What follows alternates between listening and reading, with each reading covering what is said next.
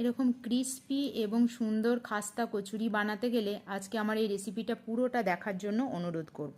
1 চামচ জোয়ান নিলাম, 1 চামচ ধনে, 1 চামচ কালো জিরে, কিছুটা মৌরি দিয়ে এটা শুকনো কড়াইয়ে নেড়ে আমি এটা মিক্সিতে গুঁড়ো করে নেব। তারপর কিছুটা আদা, 2টো কাঁচা লঙ্কা আর আস্ত কতগুলো মটরশুঁটি এখন বাজারে অ্যাভেলেবেল পাওয়া যায়। এটা আমি ছাড়িয়ে রেখেছিলাম, এটা আমি এখন দিয়ে দিলাম। 1 চামচ লবণ দিলাম, 1 চামচ চিনি দিলাম। এবারে এটাকে আমি ব্লেন্ড করে নেব। এই জায়গায় কিছুটা জল দিতে হবে, জল দেওয়াটা আমি দেখাতে পারলাম না। এটা আমি 250 গ্রাম আটা নিয়েছি আর 250 গ্রাম ময়দা নিয়েছি। আপনারা ইচ্ছা করলে শুধু ময়দা বা শুধু আটারও করতে পারেন। 1 চামচ ঘি দিলাম, কিছুটা সাদা তেল আর কিছুটা হিং দিয়ে দিলাম। তারপর এটা হাতে করে কিছুক্ষণ মাখলাম, ঠিক এরকম হবে। তারপর যে আমি মশলাটা আমি বেটেছি সেই কচুরির মশলাটা আমি এর সঙ্গেই দিয়ে দিলাম।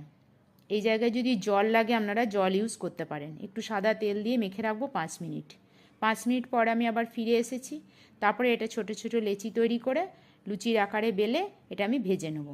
কচুরি একটু মোটা মোটা হয় লুচির থেকে, তাই একটু মোটা মোটা বেললেই ভালো লাগবে। এইভাবে বেলে ভেজে তুলে নেব। শীত যাওয়ার আগে আর দেরি কেন, অবশ্যই একবার এভাবে কচুরি বানিয়ে দেখুন। আশা করি সবারই ভালো লাগবে। এটা কোনো রকম ঝামেলা ঝঞ্ঝাট ছাড়াই বানানো যাবে, একা একা কোনো রকম অসুবিধা হবে না, পুর ভরার কোনো ঝামেলা নেই। এভাবে অবশ্যই একবার বানিয়ে দেখুন।